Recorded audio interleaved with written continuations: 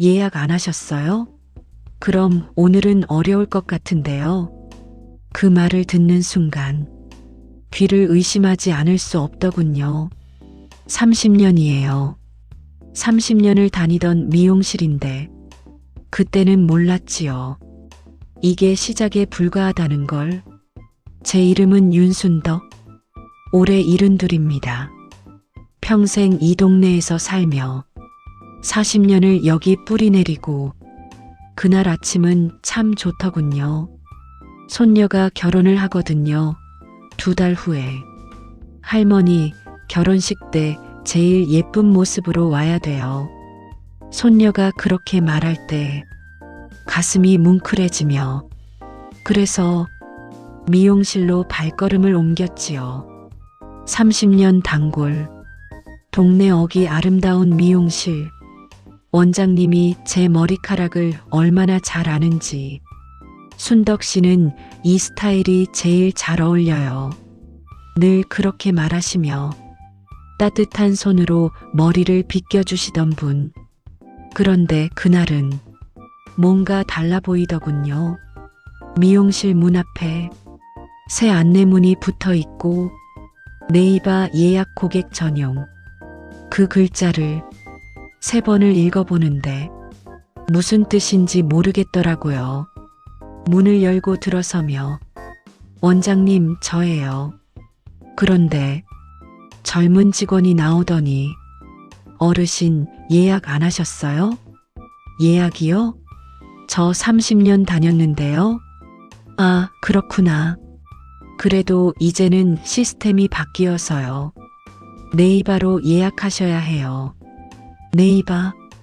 그게 뭔지도 모르는데. 그럼 어떻게 하면 되나요? 떨리는 목소리로 물으니 직원이 핸드폰을 꺼내선 뭔가 막 설명하기 시작하는데 너무 빨라서 하나도 못 알아듣겠더라고요. 어르신, 이해되시죠? 이해 안 되는데. 그렇게 말할 수가 없어서. 아, 네. 알겠습니다. 거짓말이에요. 그럼 다음에 예약하고 오세요. 다음에 어떻게 하라는 건지. 그냥 고개만 숙이고 나오며 30년을 다니던 미용실 문 앞에서 얼어붙은 채로 서 있더군요. 사람들이 지나가고 아무도 절 안 보고 손녀 결혼식은 2달 후인데 어쩌나 그때는 모르죠. 이게 시작에 불과하다는 걸. 집으로 돌아오는 길 참 무겁더군요. 오늘도 60대 이상 어르신 여러분께 마음에 울림을 주는 특별한 이야기를 준비했습니다. 구독과 알림 설정 꼭 부탁드립니다. 편안히 앉으셔서 혹은 누우셔서 천천히 들어주세요. 오늘의 이야기 시작하겠습니다. 집에 오니 머릿속이 복잡하고 배가 고프더라고요. 점심을 못 먹었거든요. 그래서 동네 칼국수 집으로 갔지요. 거기도 30년 단골. 사장님이 절 보면 순덕 씨 오늘도 왔네요. 그러시던 곳. 문을 열고 들어서는데 뭔가 달라 보이는 거예요. 테이블 옆에 큰 기계가 하나 서 있고 저기요 칼국수 하나. 사장님이 말하는데 손을 흔들며 말하시면 안 되죠. 어머니, 이제 저기 키오스크로 주문하셔야 돼요. 키오스크? 또 모르는 단어네요. 그게 뭔가요? 저 기계요. 터치하면 돼요. 요즘 다들 그렇게 해요. 다들. 저만 빼고 다들 하는 거예요. 기계 앞에 서니 화면에 음식 사진들이 막 지나가는데 너무 빨라서 어떤 걸 눌러야 하는지 모르겠고 손가락을 들다가 다시 내리고 뒤에 젊은 사람들이 기다리니까 눈치가 보이더군요. 아, 괜찮습니다. 나가겠습니다. 그렇게 말하니 사장님이 미안한 표정을 지으시는데 하지만 아무 말도 안 하시더라고요. 배는 고프지만 자존심이 더 아프죠. 그 다음 날 고혈압 약 받으러 병원에 가는데 매달 가던 병원이에요. 접수 창구에서 번호표를 뽑으려니 직원이 말하더군요. 어르신, 이제 앱으로 예약하셔야 해요. 또 그 말. 앱이 뭔가요? 핸드폰 프로그램이요. 다운받으시면 돼요. 다운 받는다. 무슨 말인지 하나도 모르겠는데 그냥 여기서 접수하면 안 되나요? 계속 그렇게 했는데요. 젊은 직원이 약간 짜증 섞인 목소리로 말하는데 어르신 배우시면 되잖아요. 요즘 다들 그렇게 하는데 배우면 된다고요. 72년을 살며 배운 게 이렇게 무용지물이 되나요? 그 주 금요일 통장 정리하러 은행에 가니 늘 가던 은행인데 창구가 절반이 없어지고 대신 기계들이 줄지어 서 있더군요. 창구 직원 좀 불러주세요. 안내 직원이 말하죠.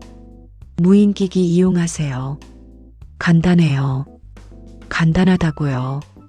저한테는 전혀 간단하지 않은데 집에 돌아와서 서랍을 여니 낡은 수첩이 있더군요.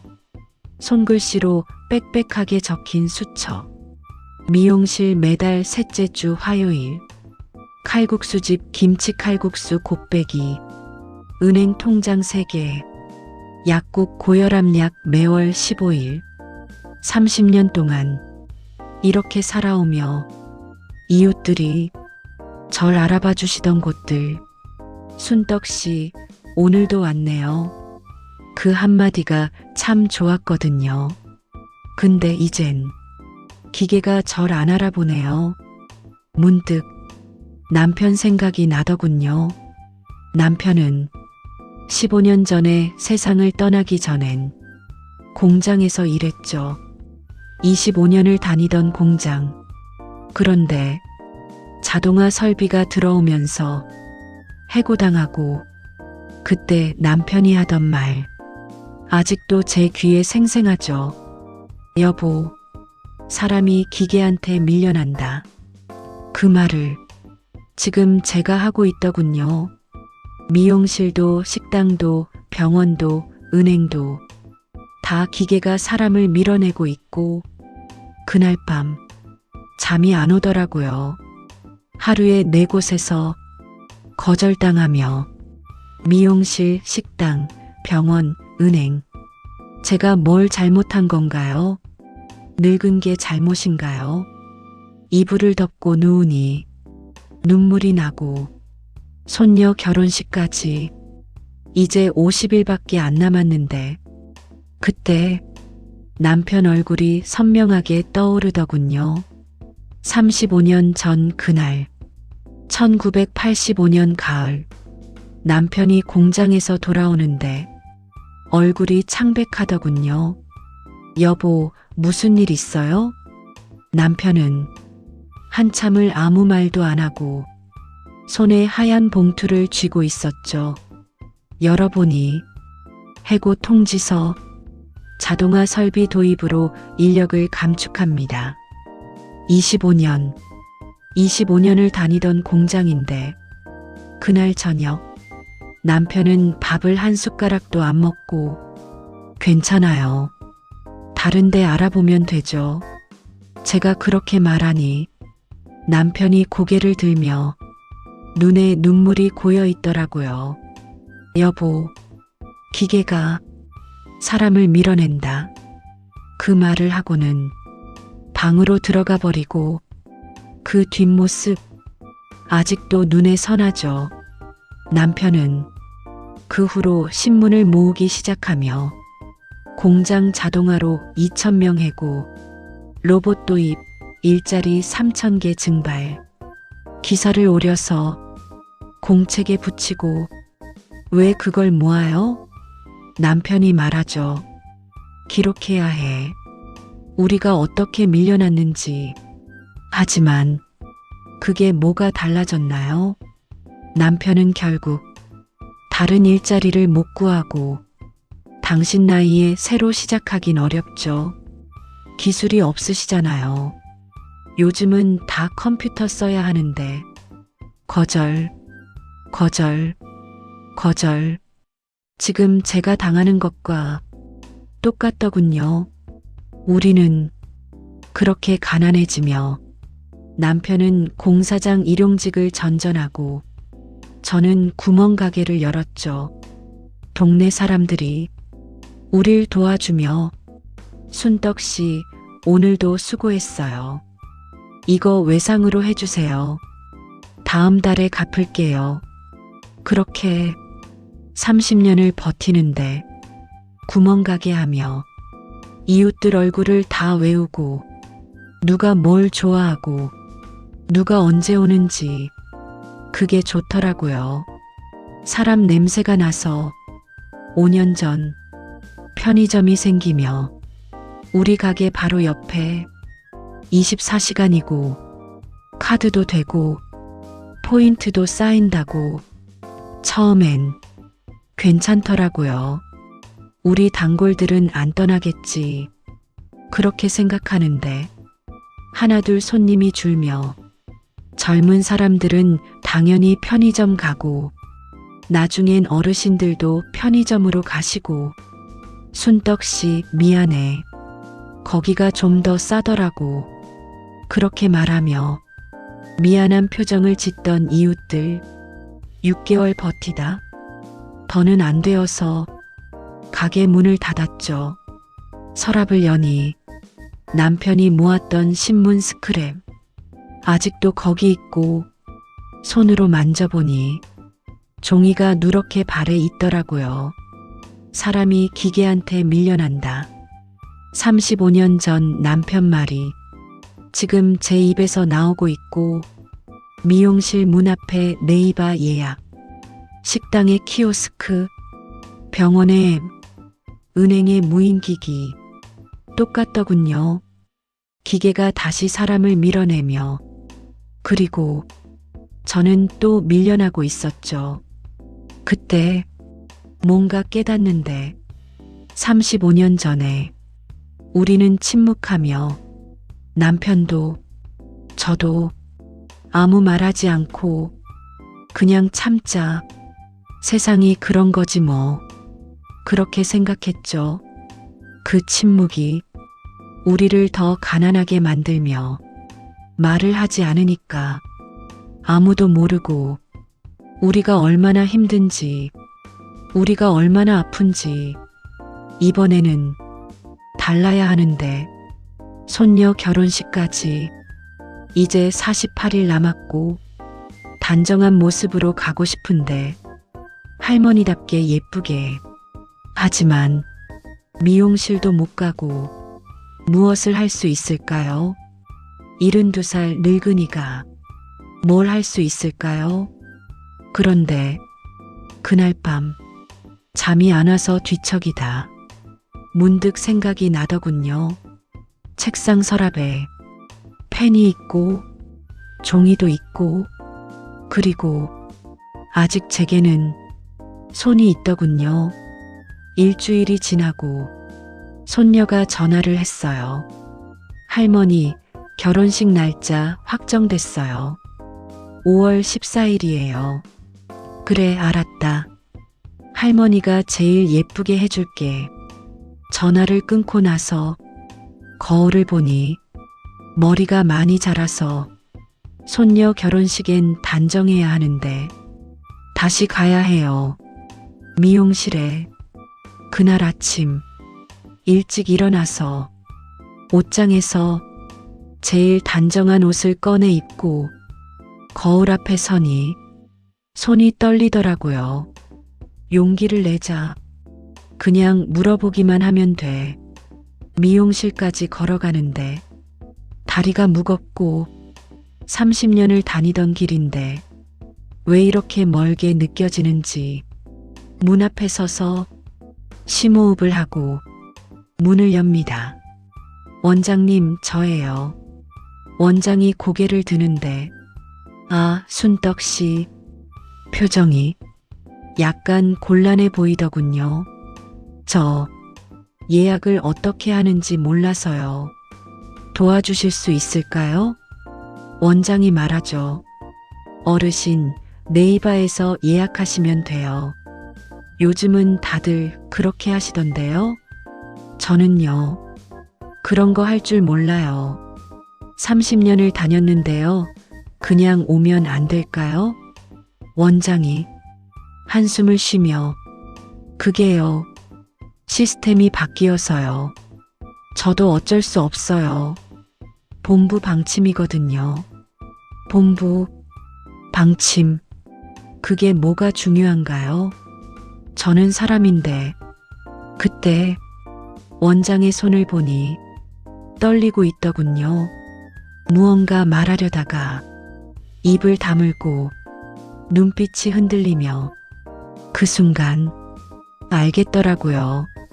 이 사람도 무언가에 쫓기고 있다는 걸. 하지만 그게 제게 무슨 상관인가요? 원장이 말하죠. 어르신, 배우시면 되잖아요. 요즘 세상이 이런데요. 시대가 변했어요. 배우면 된다고요. 그 말이 가장 아프더군요. 배우면 된다고? 72년을 살며 배운 게 이렇게 무용지물이 되나요? 제가 바보예요? 제가 게을렀어요? 아니에요. 저는 평생 열심히 살았는데 동네 사람들 얼굴을 다 외우고 누가 뭘 좋아하는지 다 알고 그게 제가 배운 거예요. 사람을 아는 거. 근데 그게 이제 소용없다고. 미용실 문을 나와서 길거리에 서서 하늘을 보는데 사람이 기계한테 밀려난다. 남편 목소리가 귀에 들리는 것 같고 35년 전 그날 남편도 이렇게 서 있었을까요? 공장 문 앞에서 하늘을 봤을까요? 사람들이 지나가지만 아무도 절 안 보고 저는 투명 인간이 된 것 같더군요. 집에 돌아와서 책상 앞에 앉아 서랍을 여니 펜이 있고 종이가 있고 그날 밤 잠을 이루지 못하지만 하지만 가만히 있진 않기로 했어요. 남편에게 미안하더라고요. 35년 전에 제가 침묵했던 게 이번엔 말을 하기로 합니다. 펜을 듭니다. 종이 위에 글자를 하나씩 적어가며 저는 윤순덕입니다. 손이 떨리지만 멈추지 않고 72살입니다. 30년 동안 이 미용실을 다녔습니다. 단 한 번도 예약 같은 건 하지 않으며 글을 쓰는데 눈물이 떨어지고 종이에 눈물 얼룩이 생겼어요. 예약을 못한다고 해서 사람 대접을 못 받아야 하나요? 그 문장을 쓸 때 손이 더 떨리며 저도 사람입니다. 저도 존중받고 싶습니다. 쓰고 또 쓰며 이 세상에 저 같은 사람이 또 있을 거예요. 디지털을 못한다고 세상에서 밀려나야 하나요? 책상 서랍에서 뭔가 떨어지는데 낡은 영수증, 10년 전 가게 영수증에 손글씨 메모가 있었어요. 태준 컵라면 무료. 그 아이 잘 지내고 있을까요? 학교 끝나고 늘 가게에 오며 할머니 배고파요. 제가 컵라면을 끓여주면 눈물 나게 맛있게 먹던 아이. 할머니 저 커서요. 할머니한테 꼭 보답할게요. 그렇게 말하던 아이. 지금은 어떻게 사는지 모르겠네요. 글을 쓰다가 멈추고 남편이 해고당하던 날 떠오르며 저는 이렇게 말했어요. 괜찮아요. 우리 다시 시작하면 돼요. 괜찮지 않았는데. 하지만 그 말은 하지 못하고 말하지 않으면 아무것도 바뀌지 않는다는 걸 이제야 아는데 35년 전에 제가 남편에게 해야 했던 말. 당신 잘못이 아니에요. 당신은 충분히 열심히 살았어요. 그 말을 하지 못하고 남편은 2010년에 세상을 떠나며 그 말을 끝내 못하죠. 30년 다니던 미용실 의자, 그 촉감을 기억하며 원장님의 따뜻한 손길을 기억하고 가위질 소리를 기억하며 순덕 씨, 오늘은 어떻게 해드릴까요? 그 목소리를 기억합니다. 이제 그곳에 앉을 수 없고 30년 단골 칼국수 집에 따뜻한 국물 맛을 사장님이 살짝 더 넣어주시던 고명을 이제 그곳에 갈 수 없으며 병원 접수 창구의 친절했던 직원을 어르신, 약은 잘 드셨어요? 그 따뜻한 말을 이제 들을 수 없죠. 호소문을 다 쓰고 마지막 문장 이거였어요. 부탁합니다. 저 같은 사람도 사람답게 살 수 있게 해주세요. 글을 접으며 누가 볼지 모르겠고 아무도 안 볼지도 모르지만 하지만 해야 하는 거죠. 침묵하지 않기로 했으니까. 시계를 보니 새벽 4시. 알람을 맞추며 5시로 내일, 아니 오늘 미용실 문에 이 글을 붙일 거예요. 누가 뭐라고 하든 붙일 거고 손녀 결혼식까지 이제 45일 남았는데 단정한 모습으로 가고 싶지만 하지만 그것보다 더 중요한 게 생기더군요. 저 같은 사람들이 더는 침묵하지 않게 그렇게 만들고 싶은 거죠. 이불을 덮으며 잠이 올까요? 아마 안 올 거예요. 하지만 괜찮아요. 35년 만에 처음으로 뭔가 하는 거니까. 알람이 울리고 새벽 5시 일어나서 호소문을 가방에 넣으며 테이프도 챙겼어요. 밖은 아직 어둡고 찬 공기가 얼굴을 스치며 미용실까지 걸어가는데 아무도 없고 손이 떨리더군요. 유리문 앞에 서서 호소문을 꺼내고 테이프를 뜯으며 붙입니다. 네이버 예약 고객 전용 안내문 바로 옆에 손글씨가 떨려 보이지만 하지만 정성스럽게 쓴 글이죠. 테이프를 누르는데 손이 떨리지만 꼼꼼하게 붙이고 누가 볼까요? 아무도 안 볼까요? 하지만 해야 하는 거죠. 집으로 돌아가는 길 오토바이 소리가 들리며 점점 가까워지고 누군가 미용실 앞에 오토바이를 세워놓고 젊은 남자 헬멧을 벗으며 호소문을 읽고 있더군요. 그러다가 저를 보고 할머니, 낯익은 얼굴, 어디서 봤더라, 어디서 봤더라, 저 기억하세요? 목소리가 더 낯익고 10년 전에요. 할머니 가게에서 컵라면 주셨던 세상에 태준이구나. 태준이. 그 아이가 이렇게 컸더군요. 맞아요 할머니, 저예요. 김태준이요. 달려가서 손을 잡으며 얼마나 컸니? 건강하구나. 태준이 호소문을 가리키며 할머니, 이거 제가 사진 찍어서 SNS에 올려도 될까요? SNS요? 그게 뭔가요? 인터넷이요. 많은 사람들이 볼 수 있어요. 이런 일은요, 알려야 해요. 저는 뭐가 뭔지 잘 모르지만, 하지만 태준이 눈빛이 진지해서 그래, 내가 하고 싶은 대로 해라. 태준이 핸드폰으로 사진을 찍으며 호소문을 가까이서 여러 장 찍고 올렸어요. 할머니. 3시간 후 태준이가 전화를 했어요. 할머니, 조회수 10만 넘었어요.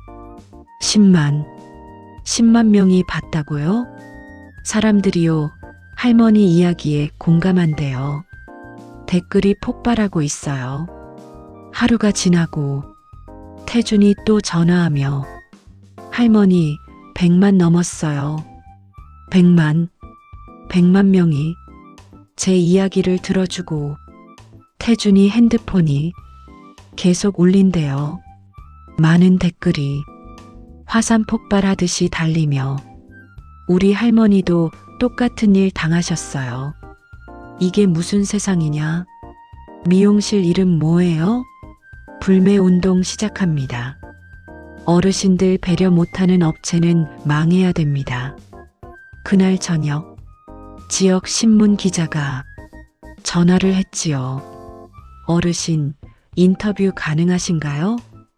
인터뷰를 하고 제 이야기를 처음부터 끝까지 하며 며칠 후에 기사가 나더군요. 72살 할머니의 호소문 100만 명 울렸다. 제 사진도 나고 호소문 사진도 나고. 그런데 기자가 다시 전화를 하며 어르신, 취재 과정에서요, 중요한 걸 발견했습니다. 네, 뭔가요?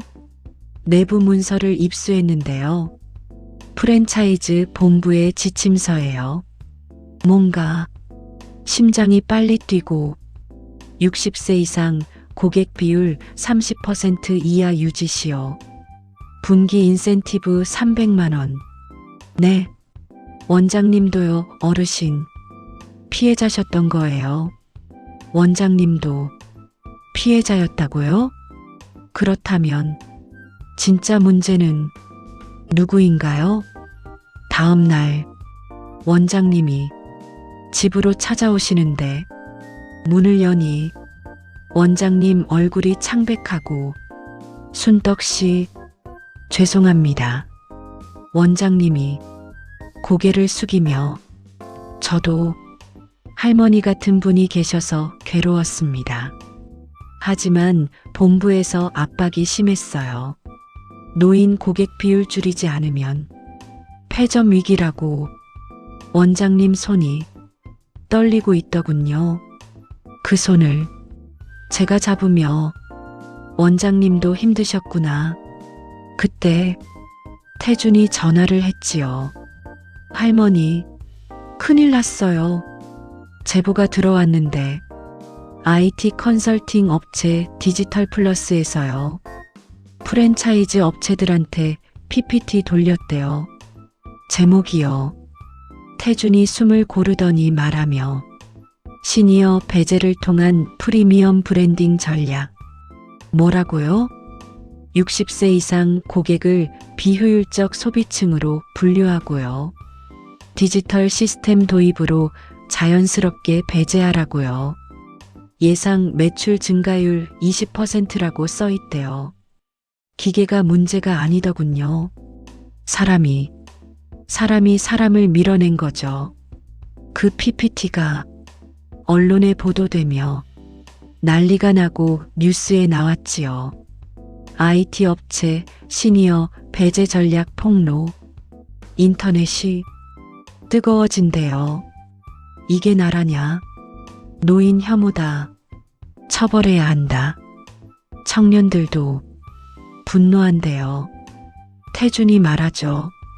할머니, 청년 디지털 연대에서요. 긴급 집회 연대요. 어르신 인권 보호하라고요. 젊은 사람들이 저희를 위해 움직여주고 지자체 의원이 연락을 하며 어르신 조례를 만들겠습니다. 디지털 배려 의무화 조례요. 일정 규모 이상 업체는요. 반드시 대면 서비스도 제공해야 한다고요. 위반 시 과태료요. 정말요? 법이 생긴다고요? 제 한 장 호소문이 법을 만들더군요. 원장님이 다시 찾아오며 순덕 씨, 저는 결정했습니다. 프랜차이즈 탈퇴하겠습니다. 독립 미용실로 다시 시작하겠습니다. 그리고요. 원장님이 제 손을 잡으며 순덕 씨 같은 분들을요. 가장 먼저 모시겠습니다. 예약 없이도요. 언제든 오세요. 눈물이 나더군요. 30년을 다니던 그 미용실이 다시 제 미용실이 되고 한 달 후 동네 곳곳에 스티커가 붙으며 시니어 대면 예약 가능. 어르신 환영합니다. 칼국수집도 카운터를 다시 만들고 어머니 여기서 주문하세요. 사장님이 웃으며 말하죠. 병원도 대면 접수 창구를 늘리고 은행도 창구 직원을 다시 뽑더군요. 태준이 시니어 디지털 서포터즈를 만들며 젊은 사람들이 자원봉사로 어르신들을 도와주고 핸드폰 사용법도 알려주며 앱 설치도 도와주고 할머니, 제가 할머니한테 받은 거요. 이제 갚을게요. 태준이 그렇게 말할 때 10년 전 그 아이가 떠오르며 할머니, 저 커서 꼭 보답할게요. 정말 보답하고 있더군요.